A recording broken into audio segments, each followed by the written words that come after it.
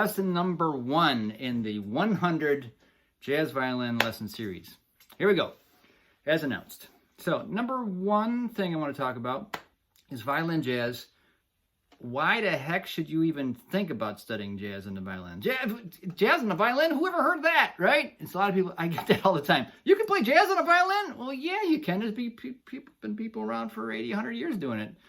It's just not as popular as the guitar or the saxophone, right? The violin in history kind of got eclipsed when the 20s came around and we couldn't keep up volume-wise. And the trumpets of the Roaring 20s and stuff just blew this instrument away.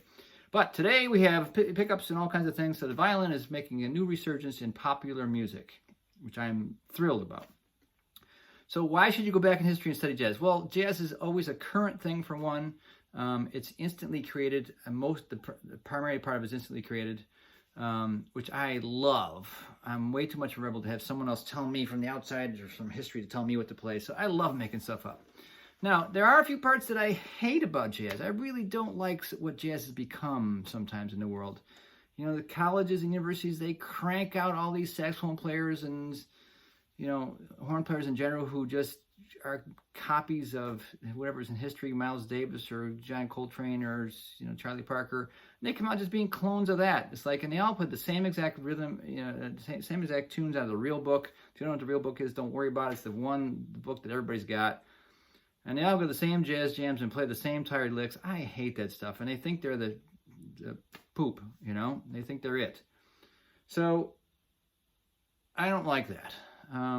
I don't like elitism in any form, whether it's in politics or life or religion or anything. In music, especially jazz, something so wonderfully creative and current, shouldn't have that in it either. So I abhor that kind of stuff. But there are some parts of jazz I love. Just the idea of jazz, that you can make stuff up. And it's beautiful, and it's wonderful, and it's spirited, and can make people happy and smile. Now, some people don't get jazz. So why should you study it? To be an elitist? No, you should study jazz because it will open up all kinds of avenues for you. Even if you don't want to be a jazz player, anything improvisational really is jazz, in my opinion. Where you take the overall idea of jazz is they take a melody, and then they jam around with it and have a good time. What better thing can do that than that? I mean, rock and roll does that too, and blues does it. So they're all kind of jazzy, in my opinion. It's just we smoosh it one way or the other with the theory, with the chords and the scales, and we have attitudes that change from one to the other, just like people are different. There's isms and schisms within jazz and without jazz that we can delve into here.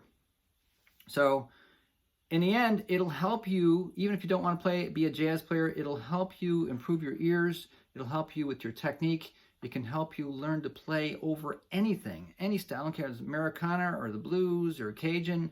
You'll be a better, more creative player just by learning to play it. You'll feel confident. You can play it like you can play anything, and you probably will be able to. So that's the short one. Why should you even consider studying jazz on the violin? I'll get into some other things. Some people think it's super hard and you shouldn't even attempt it. Well, it's baloney.